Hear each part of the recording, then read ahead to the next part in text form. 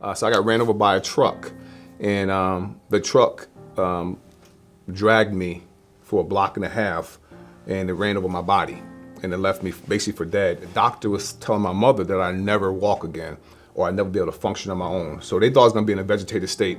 The ambulance didn't pick me up to take me to the hospital. There's a police officer that picked me up and brought me to the hospital. And it was a hero that came into my life and made a decision to put everything that he believed in, everything he's supposed to do, on hold to save me. At my house, I watched a football game. I'm looking at a football game. I think it's my first time probably watching one that I can remember. And I was so excited and drawn into this sport that I wanted to do it. I'm in a wheelchair. There's no way I'm gonna be able to do it, especially at that level. So I went to my mother, told her all excited, and said, "Mom, I want to play." I said, "Mom, I want to play NFL. I want to play NFL." And my mother know the information the doctor gave her that I never walk again. She know that, but just being the mother she is, how loving and supportive she is, she gave me encouragement. She gave me a will, gave me hope, and told me that she's behind me. She has my back. Anything I want to do, anything I want to accomplish, she's with me. And that gave me strength. It'd be 3 o'clock, 4 o'clock in the morning, I didn't care what time it was. After I had a conversation with my mother, told her I wanted to play NFL, she told me to go for it. I just get up 3, 4 o'clock in the morning and I practice. Everybody's asleep, the whole world's sleeping, I'm working. At that young age, I had a certain fight in me that, I don't know where it came from. I'm thinking it came from God. God's like, yo, look, you know what I'm saying? We're gonna have you do some little more work to get what you want. Yeah, you can manifest it. You can make it happen. You just gotta dream it and believe it and work.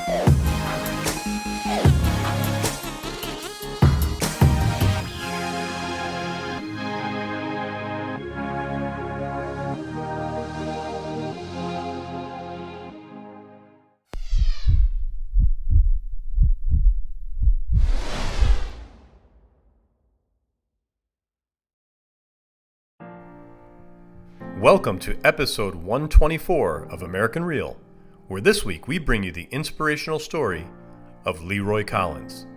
In 1982, at the age of 6, while playing outdoors with his younger brother Ernie and his cousins, the unthinkable happened.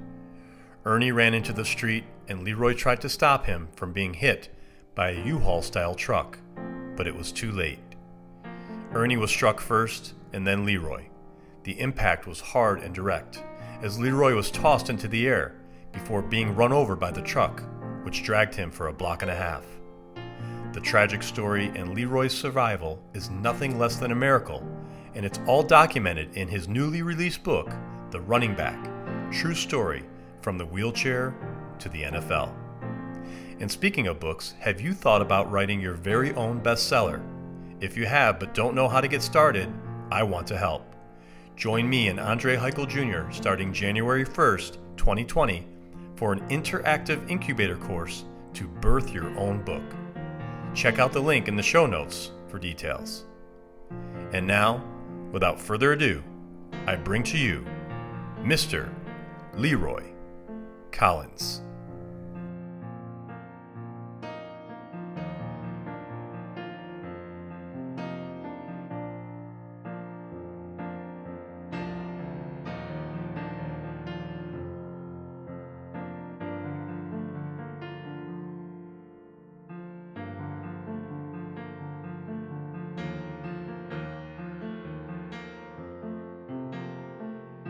This is American Real. I am Roger Brooks. My guest today is Leroy Collins, retired NFL running back, author, and dreamer.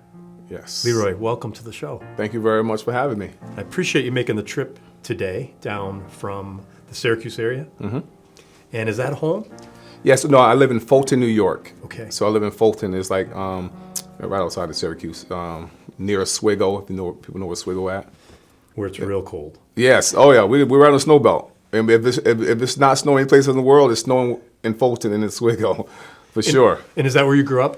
No, I grew up in Hudson, New York, born and raised. And then after high school, then I started traveling, venturing out colleges and, pro teams and stuff. So Hudson, New York. Okay, great. Yeah. And we'll get into all that today. But yeah. Your story is fascinating. You just came out with a new book. We're gonna talk a lot about that. But I'd love to start by having you take us back to where your story kind of all begins, and that's 1982, as I understand.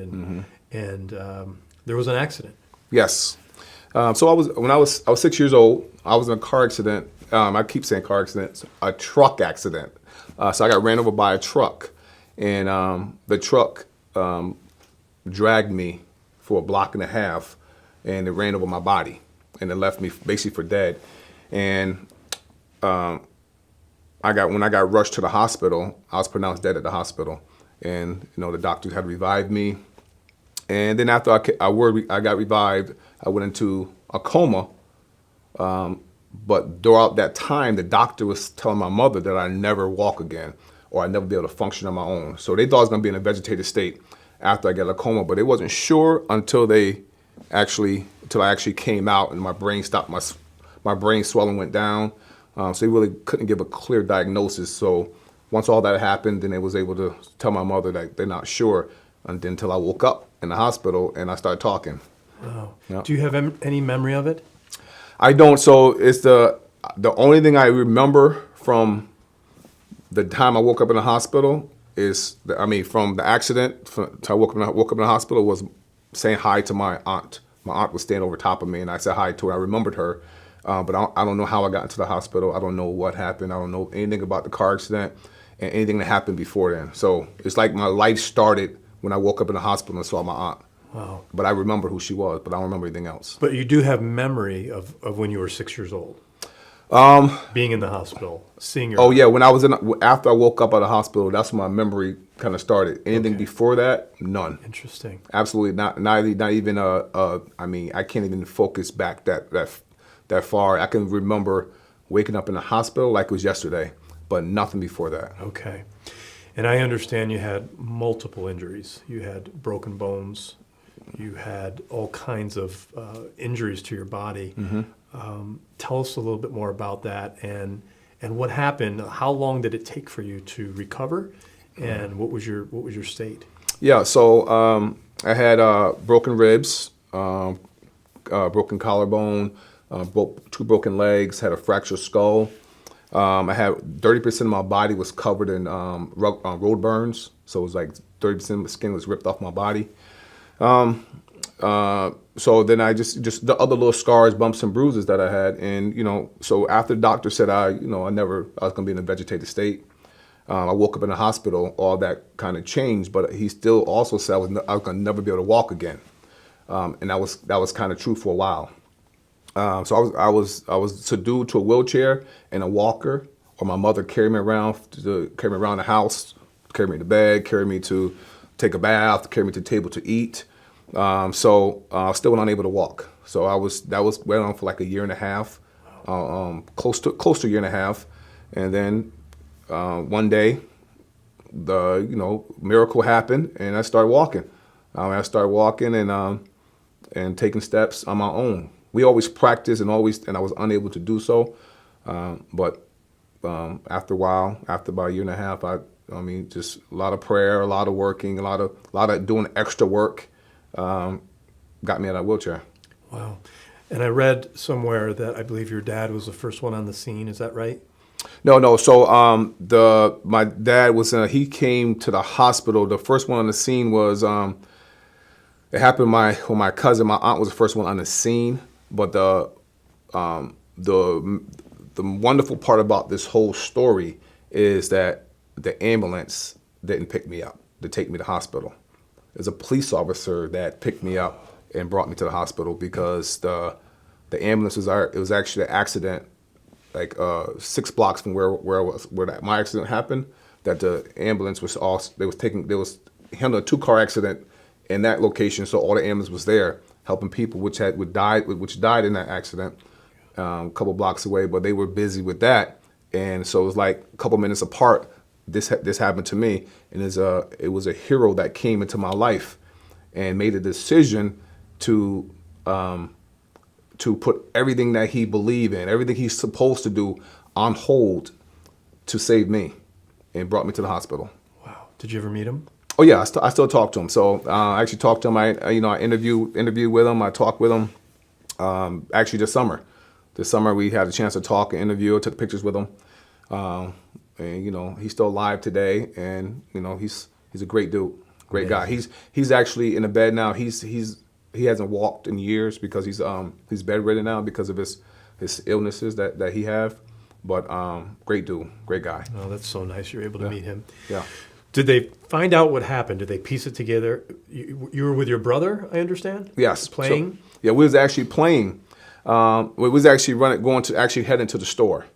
And my brother got hit first down the street, which is, my brother is actually live here in Binghamton. He's a pastor here in Binghamton. No kidding. Yeah. So he's here in Binghamton. He's a pastor. It's kind of funny, but so he got hit up the street, and then the truck continued driving, and it's a higher truck, like a U-Haul style truck. So us as little kids, and when my brother got hit the side of the car door and flew off to the sidewalk and landed on the sidewalk, and the truck continued while he was probably looking at, really don't notice the ins and outs. Cause I haven't interviewed the guy that hit us, but this is my thought of it. He hit here, so looking this way, and he hit somebody here, because after I got hit, I got thrown 10 yards in front, and the truck kept driving, and my clothes got attached underneath the truck, and so I was being dragged underneath the truck. So the truck was still moving,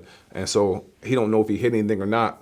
I mean, he knew he hit something. I mean, I don't know. I haven't interviewed him, but I was being dragged for a block before he stopped, and my clothes came unattached. And when my clothes came unattached, the truck ran over my body and then ran over my head.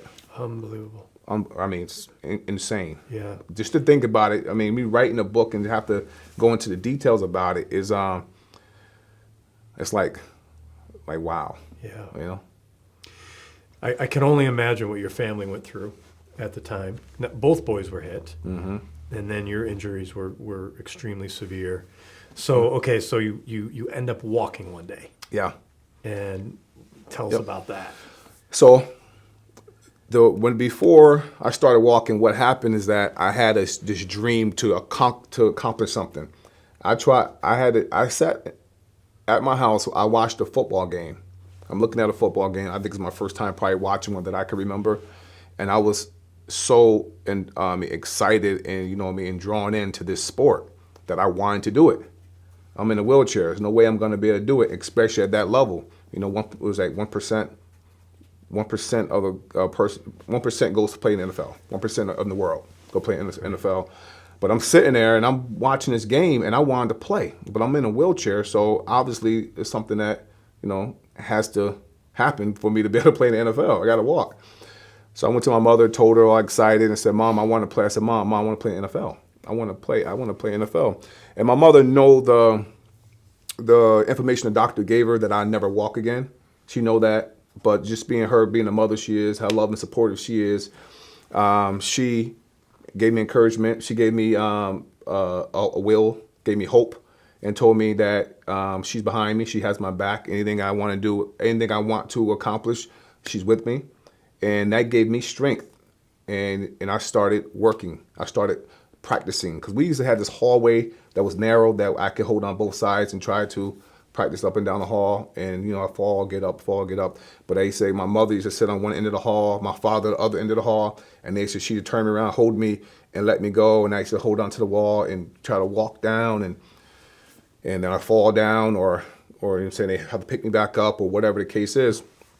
But then when I make it to my father, he's turned me around and do the same thing. So it'd be 3 o'clock, 4 o'clock in the morning, I don't care what time it was. After I had a conversation with my mother, told her I wanted to play NFL, she told me to go for it. I just get up 3, 4 o'clock in the morning and I practice. Everybody's asleep. The whole world's sleeping. I'm working. I'm practicing. I'm walking down the hall. I hold on to my bed. You know, I'm 6, 7 years old. Probably 7 years old now. Crawling. I'm crawling on the floor to get to my place where I can you know walk and practice. And saying so, I always did it was that at that young age. I had a certain fight in me that, you know what I mean, I don't know where it came from. I'm thinking it came from God. God's like, yo, look, you know what I'm saying, you're going to have you do some little more work to get what you want. And you need to read the books. My life kind of been like that. But so I just had that, the passion, desire to get up and to walk and play, go to NFL. And then I say months later, it's just like my mother did. She put me in the bathtub and amazingly, my legs stretched out. My hips straightened up, and I was able to walk. I didn't have any more pain. So what were the doctors saying at this time? What did they tell your parents? They just said that because my hips were seized, they were locked. And, you know what I mean? So I was no way I could stand straight up. And my calves, it was like my heels couldn't touch the ground. So imagine my hips being locked in and my calves can't touch the ground. You know, my heels can't touch the ground. So and so basically walking, I'm on my tippy toes, all the time, and I'm bent over, and even when I'm holding onto the wall, even with my walker, and so they just said that my legs just the exact words they used, but they said I just won't be able to walk. My hips are locked, my nerve damage, and it was a bunch of stuff that they thought, but. Defied all that. So when I actually started walking, I went in for a checkup with the doctor. The doctor couldn't believe it. I remember the doctor had said, like, Leroy, is that you? Is that really you?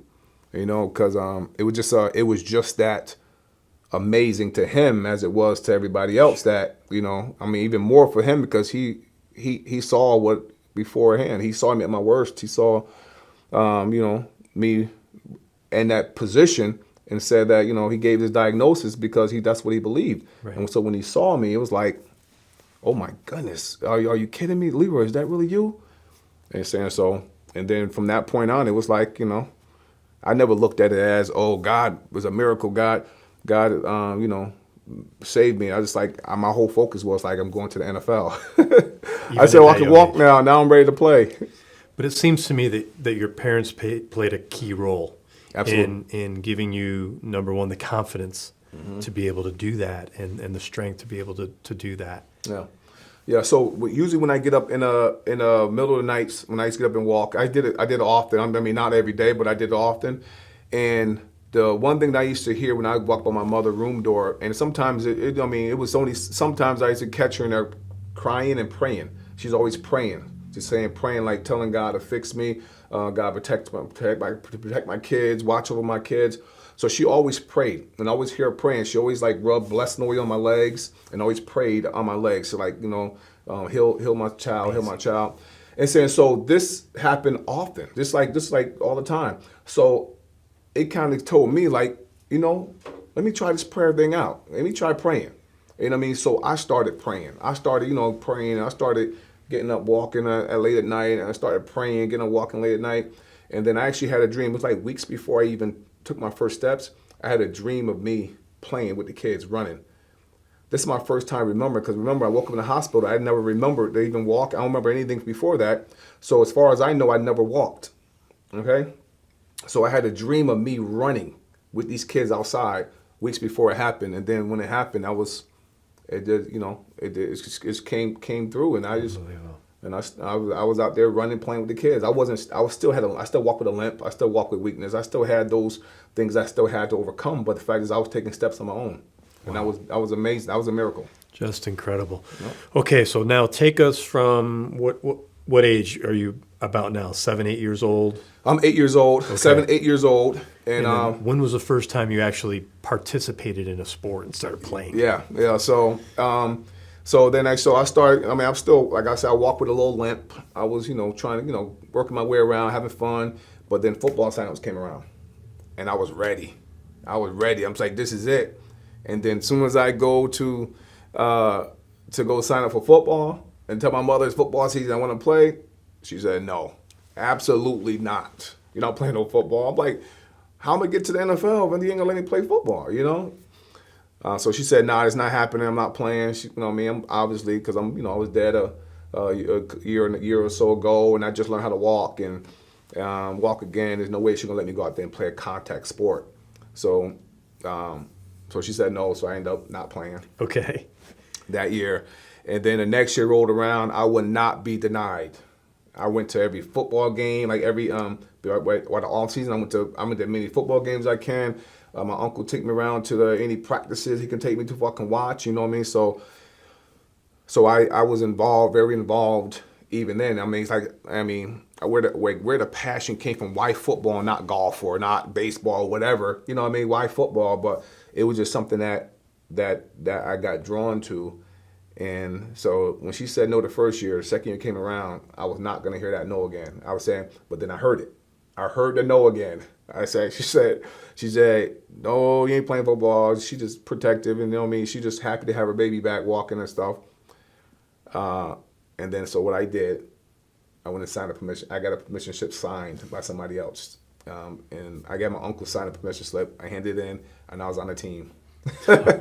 So I played football for a couple of weeks before she found out. Wow. And then I was like at my aunt's. I was always saying I'm with my cousins or with my aunt at my aunt's house or my grandmother, wherever I had to make up their time for I can practice. If I can go to practice, or with friends' house, and friends would drive me back and forth to practice. And until she found out, and then she took me off the team. And when she took me off the team, I was devastated. I can only imagine. But and how old are you now? 9? 10? I'm 9 years old. I'm 9 Okay. years old. 8, 9 years old. Still 8, 9. It was football season. I'm 9 years old this time. And so after she took me off the team, my coach. I talked to the coach and told the coach, please talk to her. Let her know, man. I'll be okay. I want to play this game. Tell her, you know what I'm saying. Everything work out. It's not that tough. It's not that hard. Say something to her. So the coach actually talked to her and told her that he was going to protect me. He's going to look out for me. He's going to make sure nothing happened to me. She said he just wanted a uniform. He just wanted to be on a team. He wanted to be part of a team. He just wanted a uniform. This guy was crazy. He had no idea that my plan was to go to the NFL. But he said whatever he had to say to get me on that team, I was willing to accept. So he told her I just wanted a uniform. And my mother said, well, you protect my baby, maybe I'll let him play. So, my first year of football was a lineman. He put me out there. I was a lineman. I played a couple minutes each game, and all the way till the season ended. So I was a lineman. I was on the team. I was happy to be there, but I wanted to be a running back then. I wanted to be a running back all the way back then because I fell in love with Roger Craig. I love Roger Craig. So I wanted to be a running back. And then but I was a lineman. But I was close. I was on the team, and I was there. I was on my way. That's wonderful. Yeah. Okay, so by now you're getting older. You're playing what, Pee-wee, and then the next levels. So take us through your career before the NFL. Before the NFL, well, so first of all, how I even got noticed as a football player now, because I was a limping kid. I was a kid that just learned how to walk. I was still limping. I was not an athlete. People were trying to protect me. People telling me, Leroy, don't do that. You get hurt. You're gonna get hurt. You're gonna get hurt. Don't do that. You know what I mean? You shouldn't be over there. So before that, I was a lineman.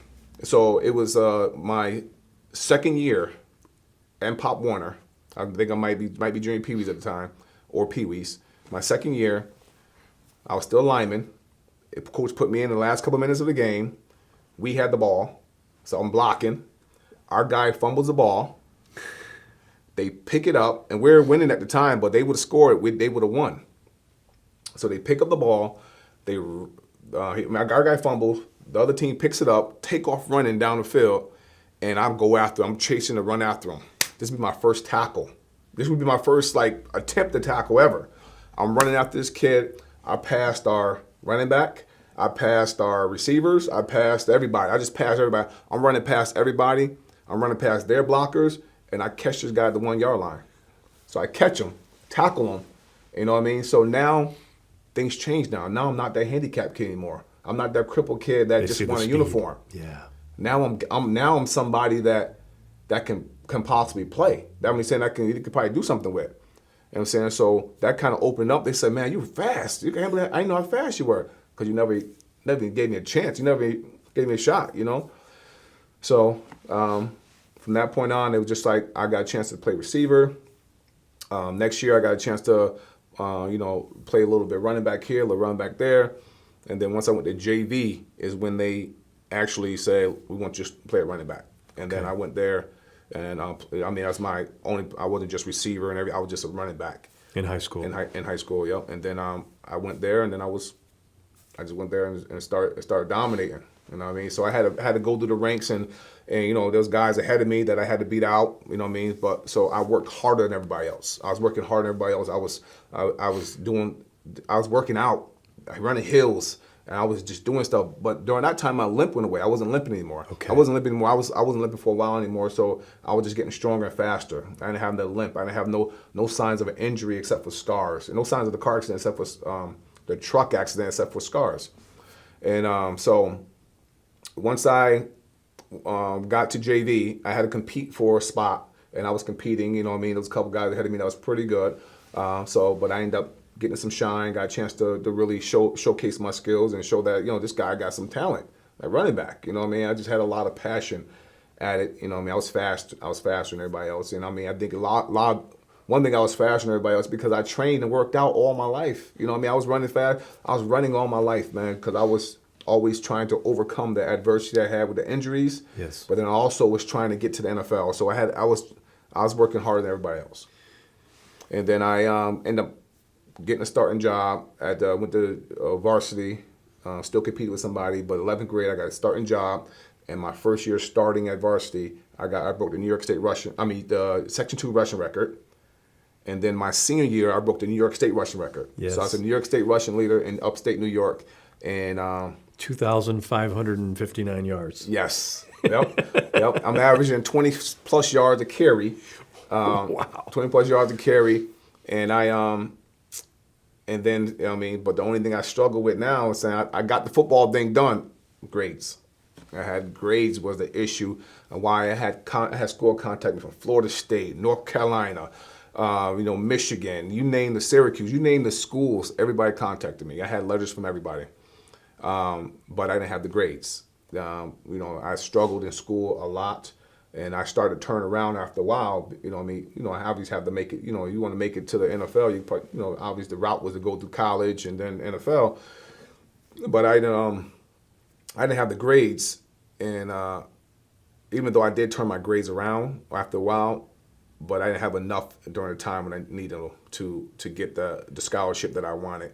So that brought me to junior college, and then I went to junior college for my first year of junior college.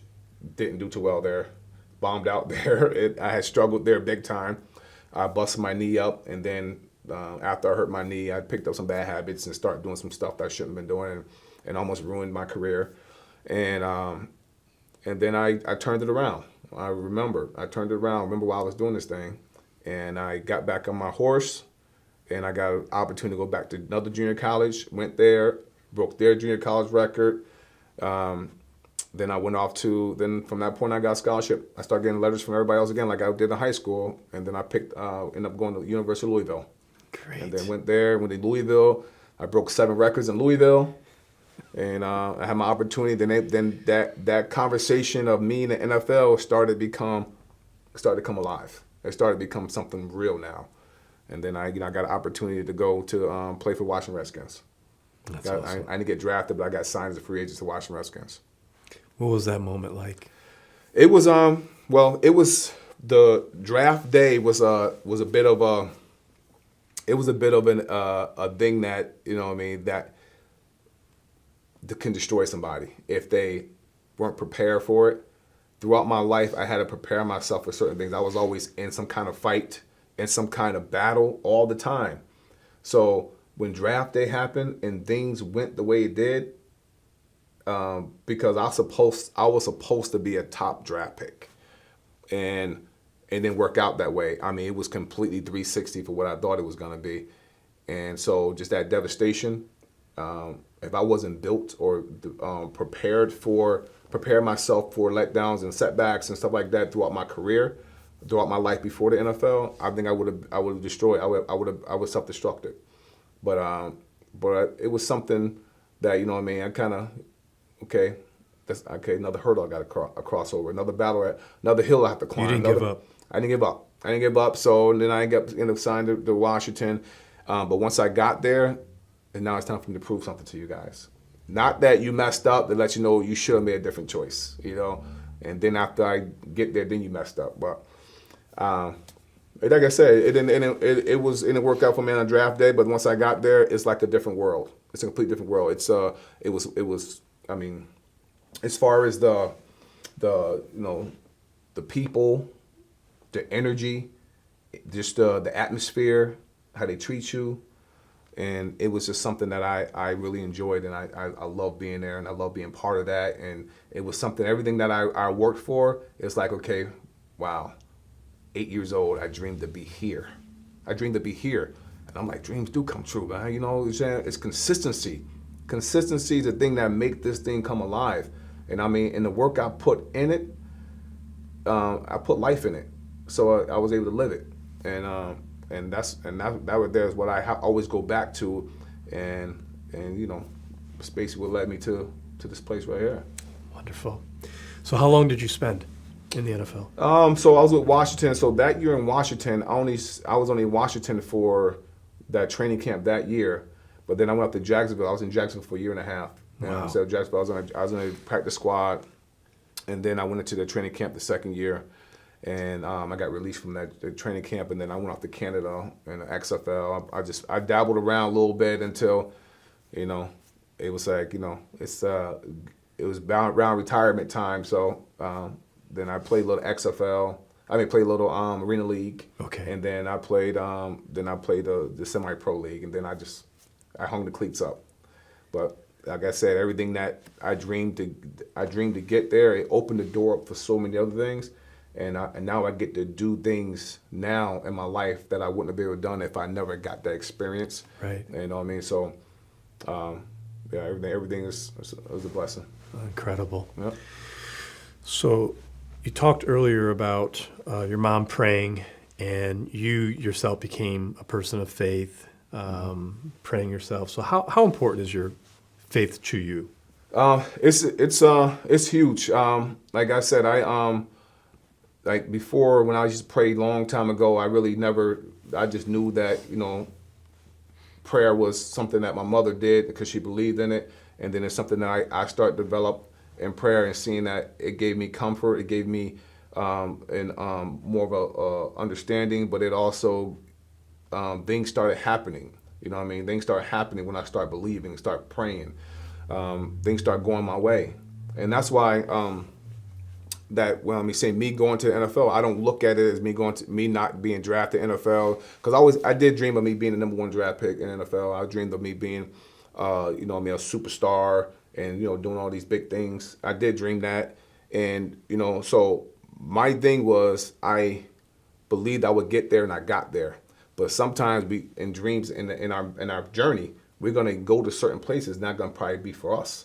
That journey could be for somebody else, because of the fact that we all living for somebody else. You know, we're doing stuff for ourselves, but we're here to be a service to other people, and that's what my life has become. I mean, and I love it. So my faith is huge. I believe, I pray all the time. I pray for people. I pray for myself, but I pray for people every time. I give thanks every day, because I'm thankful for where I'm at, and what I'm able to offer, and I'm thankful for my journey. It's been a struggle, a tough one, but I'm thankful for it. Yep. So you've overcome so much adversity in your life. And then, you say you struggled with your grades. That affected you getting into maybe a D1 school. But here you are, and you wrote a book. Yeah. So it just goes to show you when you put your mind to whatever you want to accomplish, you can do it, right? Whatever that dream is. Right. When did you have a dream for the book? So I had a dream for the book. It was this is running back from the wheelchair to NFL. I had this dream years and years ago. It's like maybe 10 years ago. I said I'm gonna write a book and I'm gonna tell people my story, because there's always like this thing that I felt that this story needed to be told to some people, because when you talk about dreaming, there's a lot of responsibility that come along with that. There's a lot of demands that come along with dreaming. There's a lot of visualization and order that comes along when you dream. You know what I mean? So, and I said people need to know this story, because I had a dream about something that came true. And so I started to write this book 10 years ago, and I stopped. Okay? And then I started again, like a couple years after that. I started writing, then I stopped. And I'm like, you know what I mean? So not that I stopped because I said it got too hard, so I just stopped because of the fact that, just not knowing where to go with it. And then so it was November 2016, I made a New Year's resolution to myself, because I have a master's degree right now. Wow. Yep. And even though I had a master's degree, I had a master's degree in 15, I got my master's degree. But even though I had a master's degree, I never read a book from cover to cover. Okay. You know what I mean? I just never had the patience or time to sit there and read a book from cover to cover in all my life. Ever. And so I made a New Year's resolution for myself in November 2016. So I say January 2017, I'm going to read a book from cover to cover. So January 1st, 2017, I started reading first book from cover to cover. I read it. I finished that book, read my second book, finished that book, read my third book, finished that book. And then after I finished my third book, I said I'm about to write a book. And I sat down that day when I decided to write it, and I didn't stop until I finished it. Incredible. And I started writing this thing, and then it was night and day. Something came over me, just like the same as when I was trying to learn how to walk again.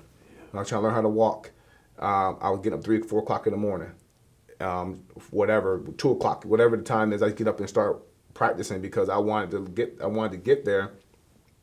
And the same with this book, I'll pop up in the middle of the night and put a computer out and start typing, or I'm saying I'm at the kitchen table eating. You know what I mean? It's like it took over me for a while. But the thing is that it was almost the same thing. My wife would wake up 2 o'clock in the morning, whatever, look at me like I was crazy. Like, what you doing? I said, man, I'm writing this thing, man. So it was something that took over me, and I just had a passion to do it, and I got it and completed it. How does it make you feel that you could hold that book? It makes me feel good, and I still look at it sometimes, and I still believe I know my name, my picture, I know all this stuff. The time I took writing it, and I still read the pages, and I still cry on some of the pages I read. When I'm typing this thing, sometimes when I was typing it, I was typing different parts of it, and I'm just crying. Tears are flowing, but words are flowing. The pages are being filled up. I'm just crying. Because the fact that the memories start coming back, open some doors up. The pain I was in, the struggles I did, the times I tried so hard and kept failing. You know what I mean? I know I told you that I tried and I failed. I tried and I failed, but just the trying and falling and hurting, and it's like you trying to put a kid on a bike, and you put a kid on a bike, and you don't practice in the grass. You practice on the blacktop. You know what I mean? And I just kept falling, and that was painful, because I was like, I really wanted to get to where I wanted to be, and I didn't understand like why my legs don't work, why I can't do this, why I have the desire to accomplish something, but I can't. It's right there in front of me, but I can't reach it. They're walking. So that's basically what kind of took over me when I started writing this book. It was every night and day, and I'm not a writer. I don't like reading. I didn't like reading, and I struggle with still today. I had to learn differently from anybody else to even get through high school, let alone get through college. I had to learn differently. So it's still things I struggle with. So I have to work harder at it. Right. And that's basically what it was with this book. Amazing. So here you are, a football player, some of the toughest people on earth. And thank you. But you're not afraid to be vulnerable, right? You're here talking about your experience, And a lot of people are. A lot of people put up that guard. You know, they don't want to be too vulnerable to maybe let people see that side of them. Have you always been that way? You know what? It's. I think what it is. I think I was always in a battle to prove myself. I was always prove myself, and you know what I mean. So I was always in a position that I couldn't put my guard up. You know what I mean. I had to put my guard down to let people see my passion, to see what I was ready to distribute out, or what I was what I was capable of doing. So it's like I always had my I always had my guard down, and you know, it was something that was, I didn't want to block none of my feelings and stuff like that, because I did hurt a long time ago. Like I said, when I say I block my feelings, I mean, if I'm hurt in the point that I don't want to be hurt to feel defeated. You know what I mean? I want to be hurt to feel defeated. You know what I mean? That's something another thing I commend to my mother for letting me know that, you can be hurt, but don't be defeated. I like that. Yeah. So, I like to, if it opened up to help somebody else, like if I hold back to give you or whoever what I can offer them, I'm not helping anybody. I'm not being of service to anybody. I'm saying if something bothers me, I gotta let them know it bothers me. But I'm saying, but the thing is, I'm not gonna let it destroy me. I'm not gonna let it take over me. So my mission is not to hide who I am. It's to just show you who I am and show you how can I be of service to you and how I can help you and help whoever. And that's basically what the book kind of tells. And when I go do speaking engagement, that's kind of what I do. I mean, my job, I think my job and my mission is to make sure people get the best of me, get all of me, and if I have a stone that's unturned, I want to unturn that stone. That I'm saying to make sure nobody's left out. Wow. Yeah. And where does your being of service mentality come from? Do you give credit to your mom? Where does that come from? Have you always been like that? I've always been a guy. They say the thing is that they call me I used to be the bully beater upper. I don't know if that's a name that I made up. You know what I mean? So nobody bullied anybody around me. I wouldn't stand for it. What would you do? I would make sure I stopped that and let that bully know that there's no place for you. You're not gonna do that around me. So I would step in. I would step in. I mean, it was just I ain't never beat the bullies out. You know what I mean? But I used to stop the action, stop what was going on. You weren't afraid to step in. I wasn't afraid to step in. No, I wasn't afraid. Whether someone was being called names or whatever it was, you would step in. They was being called names. They was being pushed around. They was being talked about. I never felt comfortable with somebody's being put down or having something taken away from them when I was around. You know what I mean? It's something that I never felt comfortable with, and I always stepped in to try to help out.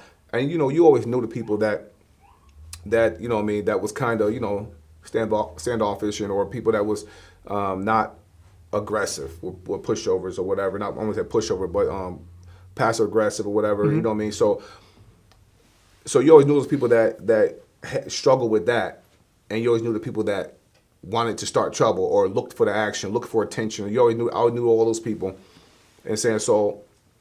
Whenever it went down, I know when an alpha versus an alpha, that's one thing, but you know what I mean. If it's an alpha versus somebody else, it's I knew, and I kind of stopped the action. Like that's not happening.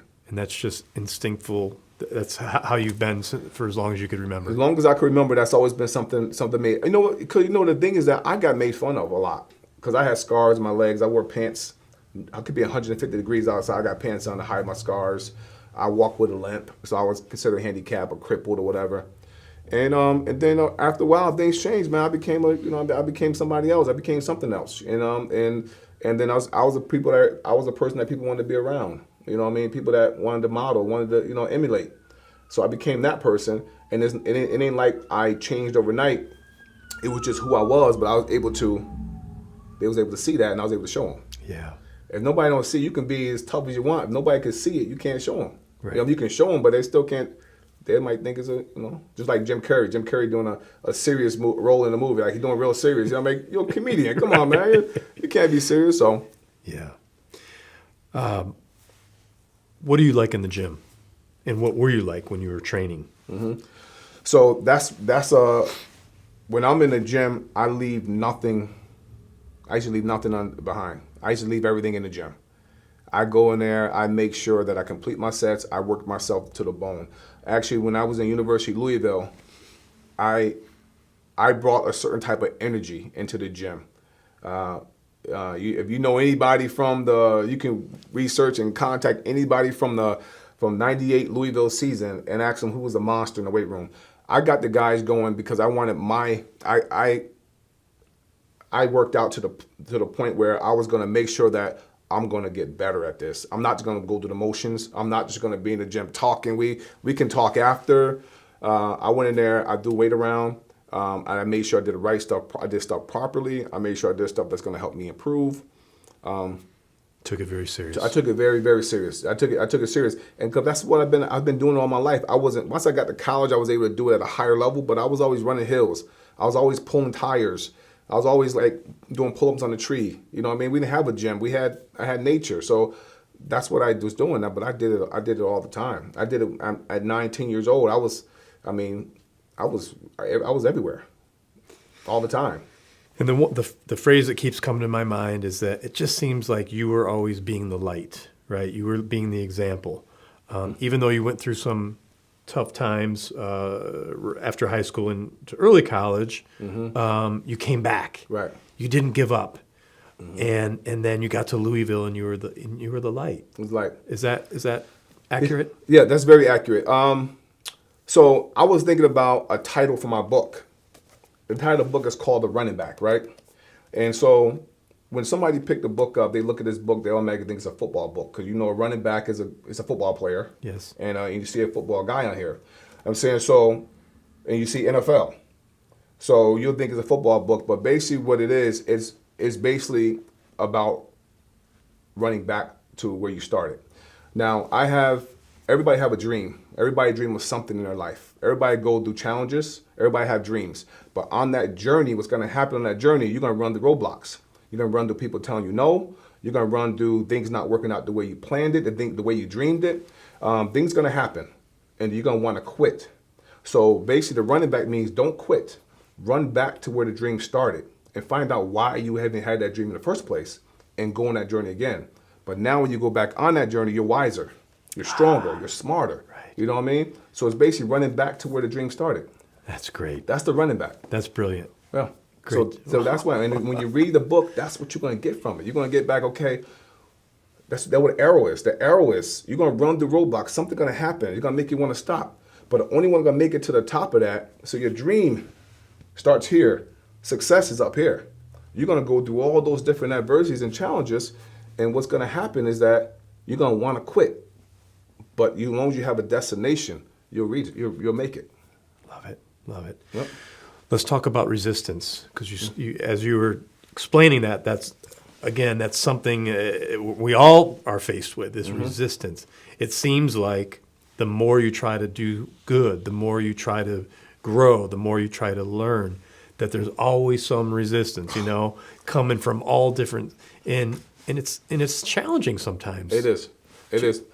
Well, the thing is that you need a good support system. A good support system is key, and you got to surround yourself with the right people, with the right resources, because you're gonna run the adversity, and every battle can't be fought alone. You know what I mean? Right. You can't be fighting every battle alone. So you need that, and so whenever you have a set of goals, something big, whenever you plan something big in your life, whenever you have a goal, whenever you want to do something good, you're gonna run through some kind of adversity. So my goal was to go to the NFL. My goal was to play at the highest level. But I had to learn how to walk again. I had to graduate high school, and I couldn't read and write. I was in special ed classes. I couldn't read and write. So and just whenever you dream big problems gonna happen. You gotta just know that once you dream big problems gonna happen. Yeah, and you've overcome so much. You've overcome so much. So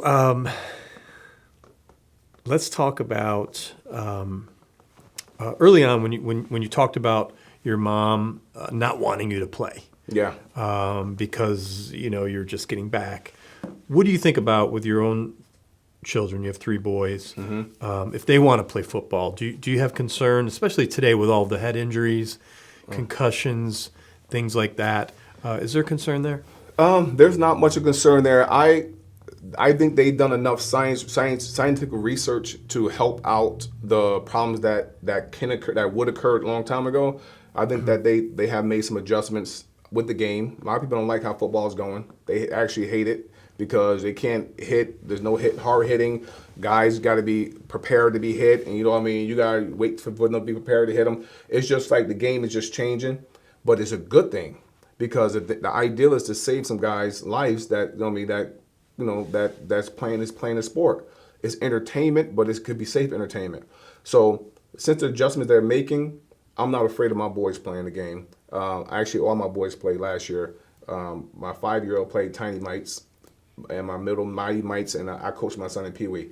So all my boys play the game, and I'm not teaching them the right way to play. Don't use your head. It is dangerous to lead with your head down and not hit a person when they're not looking, and with your head down, because you can go to the track record. You can research back guys that are paralyzed, guys that did harm to themselves because their brain was just all out of whack, or guys that lose control of their mobilities, their muscles don't work anymore, or they just can't think straight, or they on painkillers, or and become something else. So you go back to the history, what they're doing for football is actually pretty good. Yeah. And I'm happy my boys are in the sport. They have no choice. No, and that's good. And I've never heard it put that way, that the changes that they're making are good for the sport long term. Yeah. Even for for the little guys. For little guys, and I'm a big believer in longevity and health. Okay, great. Yep. So you mentioned your logo. I love that logo. Let's talk about branding. Here you are. You have so much going on in your life. You wrote a book. You have clothing line going on. You have a gym. Is that where you're? Yeah. So we partner with Great Lakes Athletics. It's Okay. it's a gym in Volney, in Fulton, New York. 7 Silk Road in Fulton. It's a fitness center. It's a gym / fitness center / karate place / gymnastics. So indoor batting cages. So we have it's a fitness center that I still train at. Like when I talk about my passion and my service, I enjoy training people now to help them to get to their highest level. Because one thing about it, sometimes people want something, they don't know how to get there. Right. You know what I mean? So we want to be successful in a game. So maybe a little more exercise and a little more of this, a little more of that. Person want to lose weight. You know what I mean? Maybe a little less of this, a little less of that. You know what I mean? Or a little more of this can help you get there. So I have a passion of that too. So yeah, the fitness center. So you like helping people. I like helping people. Yeah, I like helping people. What's next for you? You wrote the book. What could we expect from you in the future? Yeah, well, so my goal is right now traveling, doing speaking engagements. So I speak at high school, colleges, offices. Definitely increase my speaking platform. And also the running back has been in conversation of becoming a movie. So this right here is actually something that is being scripted now, and so hopefully in a few years we'll see it on the big screen. And that's another dream that I had of me watching the movie and in the theater watching the show come on. And the first part of the dream that I had of the opening scene of the movie, I actually told the script writer about it, and they love it. And I'm like, it's crazy, right? So my mission and passion is for my story to travel around the world, regardless of where, every part of the country that can understand this right here. I want them to be able to get a hold of this book and learn something from it, because it has some lessons in it, it has some gems in it, but it has things that, it's not different. Everybody goes through this thing. Everybody has a dream. Everybody has setbacks. Everybody want to quit. You know what I mean? Nobody is susceptible from those things. Everybody dreaming, everybody want to quit. It's something we need, something more we need. Like you said, the resistance. There's going to be the bigger you dream, the harder it's going to be. Like I said, more money, more problems. Yeah. The bigger you dream, the bigger the letdowns. You know what I mean, there's more failures than there are successes. It depends on who stays in the fight, who has the more grit, who has a destination. Because the thing is that if you can't see where you're going, you can't get there. And it's saying, so it all comes down to who has the consistency to see it through. Because adversity is going to come. You got to, and that's one thing about this right here is this give you a little glimpse of what's to happen once you dream. This is where you're gonna go. It's not gonna be here to there. It's gonna go here. It's gonna go there. It's gonna go there. It's gonna go there. But eventually, it's gonna get where you want to be. And it sounds like the book is really to inspire Yes. inspire people. Wow, this has been a great conversation. I've learned a lot today. Well, How active are you on social media and promoting your brand? Can you talk about that a little bit? yeah. So I'm on Facebook. I'm on LinkedIn, Instagram, and so I post all the time. I post little quotes every now and then. I post little poems. I do little poems, like inspirational poems. I do like Bible verses, and then anything we have coming out new or a place I'm gonna be, I like to promote it. Thoroughly, just so try to get as many people involved, or just if they can't go, let somebody else know that they can help them. And just I try to brand as much as I can to get the stuff out there, because I think it's good stuff. You know what I mean? And what I've heard, people think it's good stuff as well. And when you believe in something, right? I could just see it in your eyes that you believe in what you're doing because you want to help others. I want to, yeah. So the thing is that it's believing, and I always have this talk. I say you're not gonna just dream it and believe it. You're gonna dream it, believe it, and work. Yes, You gotta work. you have to put in the work. You gotta put in the work, man. You gotta put in the work, because the funny thing about dream, and even passion, it'll come and excite you. It'll spark you up. It'll get you this nice, big, pretty picture, and then it'll take off. It'll take off running. You know what I mean? So you got to go pursue it. You got to chase your dream. In case in point was your book. You Yeah. started, you stopped. Yep. You started, you stopped. Yep. But you had that vision. Had the vision. And then you made sure that you saw it through. I saw it through. Yeah. And the thing is that, like I said, I had a dream of being this big superstar in the NFL. It didn't happen that way. It didn't happen that way, but I made it to that destination because it might not have been for me. It's something, lessons I learned along the way that built me now or built me then to help other people. I like to use a Martin Luther King quote, that Martin Luther King speech. And it says, I had a dream. You know what I mean? And the what I get out of that speech, he said, the part that really resonated to me the most is that he said, I might not get there with you. He said, I had a dream. I might not get there with you, but I saw this promised land. I saw this kid's doing this and that, but he's saying that he might not get there with you. He didn't dream for him. He dreamed for us. His dream was for us.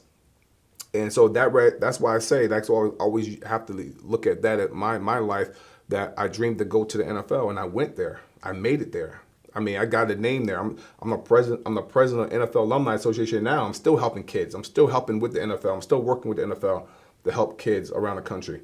And so the dream happened, but it probably happened for other people. Yeah. It happened for me too. And again, I've heard the quote a million times, Dr. Martin Luther King, but I never heard it put that way. I never thought of it that way. Yeah. And you're right. Yep. The dream, even our dreams, could be for other people. Mm-hmm. And that's where that service comes in that you talk about, being of service to others. Right. And that's why we're all here at the end of the day, right? That's why we're here, man. That's why we're here. The most, let me say, I actually said this quote to somebody coming up. I said, driving here, I said it to somebody, and it came out of nowhere. I said, the more joys in life come from giving. What's like? No, I said it was something along that line. The more joys in life come from giving. Isn't that relation? But I just said it to somebody because they said, yeah, Leroy, you can do a charity because my clothing line, we're gonna do a charity giveaway for the clothing line. So with anything sold, goes some part go to charity. And I said, growth. I said growth. I said true growth comes from giving. Yes. That's what I said. True growth comes from giving. So when you start giving, you're growing. Yeah. And you're able to give, you're growing. So. Yeah. And I don't think you could really appreciate or understand growth until you give. Mm-hmm. Yeah, you got to. And you hear all these stories, but the more you give, the more that comes back. It's like a law of life. Mm-hmm. It is. And it's inflexible. Mm-hmm. Wow. Absolutely. Well, this has been great. I have a couple of more questions, if you don't mind. Mm-hmm. You've been gracious with your time. So I had one last question about dreaming. And do you ever think about manifesting, like being able to manifest something? So when you talked about being a little kid, wanting to play in the NFL, to me, I say that as you manifested that. You made that happen. Mm-hmm. You overcame all the odds. Mm-hmm. You manifested this book. I see you in the midst of manifesting a movie. Yeah. Do you look at it that way? I absolutely do. If you believe hard enough, that's the thing. You got to believe hard enough. You got to work hard enough. You got to dream hard enough. You got to stay consistent long enough to make it come through. So everything has a birthing place. It starts off. Everything has a starting point, and everything has a destination. Everything. So the thing is that thing that you dream, that you see in your head, you say like a person that say they want to be a doctor, they go to school as a doctor. In high school, they say I'm going to be a doctor in high school. To being a doctor is 14 years away from when they said that. They're going to go through this journey, and they have to do work the proper steps to get to that point. They have to go to school. They have to do the residency. They have to do all these different things to become a doctor. And so they even though it's something they planned out and they work towards, they manifest that, made it happen. They made that happen. It's the connections. And I use dream as this acronym. I use it. I use this in a lot of my speeches and what I talk about. I use the D in dream. I use determination. You got to be determined in whatever you do. When that dream comes to you, you got to be determined to make that thing come to life. Responsibility. Are you going to be responsible for whatever dream come to you? You're going to be responsible for that. That dream was given to you for a reason to bring it to life. And like I said, it might not be for you, it might be for somebody else, but you're responsible for that dream that's given to you. Have effort. You got to be effort behind that dream. If you don't have effort, if you don't show effort, you can't just go 150%. 50% is going to give you 50%. Okay? Action. Every morning, you got to take action on it. Whatever it is, you're making the phone calls, working out, eating healthy, whatever it is. Management. You have to manage your time. You have to be able to manage everything that you do that's related to that dream. You can't pile yourself up with 100 different things. You can't manage anything. You can't be in your cell phone 5 hours out of the day, and you know what I mean, and you needed that 5 hours for something else. And sacrifice. You got to cut certain things out of your life. You got to be able to say no to certain things. You got to walk away from some people, because some people can't.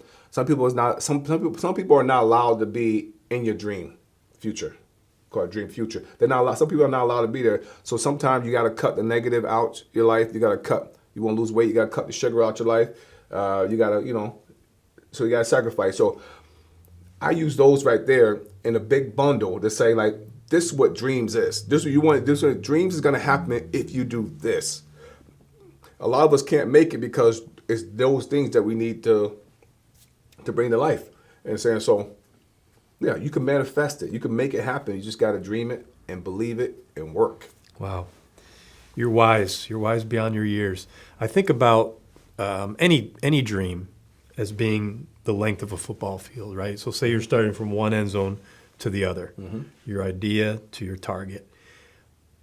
Some people give up on the 10-yard line, 20-yard line, 30, 40, 50. Some people get to right before the goal line and quit. Ooh, I'm going to use that. Right? Yeah. So you have to go from end zone to end zone. And most of us have given up on many of our dreams. Right. But we put in a lot of work, or we didn't put in much work. But the field shows the effort. That's the effort. Definitely. And what a great feeling it is to cross that goal line. It is. No matter what the dream is. Yep. I took a picture when I finished writing this book. I took a picture, And I just said, there was just a manuscript, just a paper, and I took a picture and that thing, and I smiled in the camera, and I said, I got this thing done. I got this thing done. And it was like, I'm sitting there looking at this, like, I'm like, even though I've been writing it all this time, and it was even nights that I fell asleep writing it, and I had like 35 pages of E. You know what I mean? I had E, just like 35 pages. I'm like, oh, shoot, I had to erase everything. I sat down and got this thing done. I was like, wow, I did it. And then when the first copy came in the mail, I looked at it, I looked at my wife, and I just said, babe, I can't believe I did it. This was a kid, I was in special ed classes. I was unable to read and write. Oh, that's wonderful. I wasn't able to read and write. You know what I mean? I had brain trauma. I had learning disabilities throughout my life, and I had to learn different from anybody else. I wrote a book, and it's a very good book. It's a very, very good book. It tells life lessons, but the fact is that it's written and draws you in and make you see what I see, and you don't want to, but go what I go through and see, like, wow, I've been there. I can't wait to read it. I cannot wait to read it. Leroy, this has been awesome. I feel like I met a new friend today. Absolutely. I see great things in your future for you and your family. You talked earlier about when you had that little bit of trouble after junior college. Yeah. And I always like to ask this question. If you were to pull out your cell phone right now and call that, I don't know, maybe 19, 20-year-old Leroy that was messing up, what would you tell him? I would tell him, well, Leroy, you had a dream to do something. You're doing things that you were not raised to do. Things you have no idea what's on the other side if you continue down this path. Turn away right now. Get your head back on your shoulders. Leave the drugs alone. Walk away from the friends that introduce you to that way of life. And go back on a journey that you was on. Get back on that path that you was on, and get where your dream is at. Get where your dream is supposed to be. Yeah. So that's what I would tell myself, that walk away from those people, and put those things down, and because you weren't raised like that, and that's not you. It's not you. Powerful. What do you want your legacy to be? I want my legacy to be that Leroy had passion. Leroy cared. Leroy was sincere. He gave us everything. He gave himself to us. Leroy allowed me to see. Leroy allowed me to do. Leroy helped me go through this. Leroy helped me with that. So when somebody mentioned my name in anything, it was like, yeah, I did that. I started that. I did that because of Leroy. I made that phone call because of Leroy. I got this thing done because of Leroy. You know what I mean? So I wanted to know, so they want people to know that, Leroy cared, and he gave himself to us. Awesome. Yep. Leroy Collins, you are a class act. Congratulations on the book. Thank you very much. We're going to stay in touch, and welcome to the American Real family. Thank you very much. I appreciate it. Thanks for having me, sir. Thank you. Yep.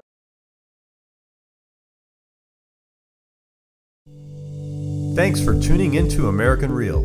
Be sure to visit our website, americanreal.tv, or search for us on iTunes or YouTube for past episodes. While you're there, please rate us or leave us a review, as that helps others find our show. I am truly grateful and appreciate all of your support. If you'd like to be part of our inner circle or want one-on-one coaching, check out the American Real Learning Academy, where we have self-help groups and courses so you can build the best you. We also have a new Facebook group where you can connect with high achievers from around the world. If you want to go even further, maybe you're determined to write your own book or launch your own podcast, contact me today to see if we could help. You can reach me through Instagram or Facebook, or email me directly at roger@americanreal.tv. And speaking of podcasting, our next course will be starting soon. So if you're interested in launching your own podcast, join me and Podcast Your Passion. I'll take you through my 8-week course where I'll mentor you to build a world-class podcast. I'm only taking on a small group of people who want to share their passion through broadcasting, where I'll have you up on iTunes and YouTube within weeks so you can podcast your passion. Click on the link below for more information. Thanks for tuning in, and we'll see you next week.